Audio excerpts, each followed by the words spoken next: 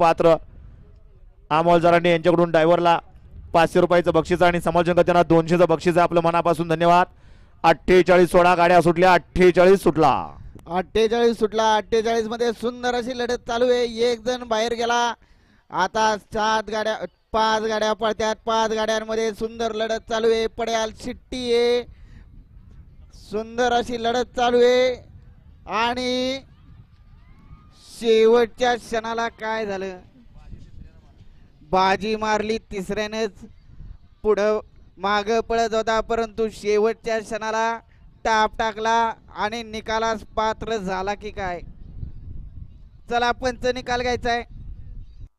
गट क्रमांक 48 चा निकाल.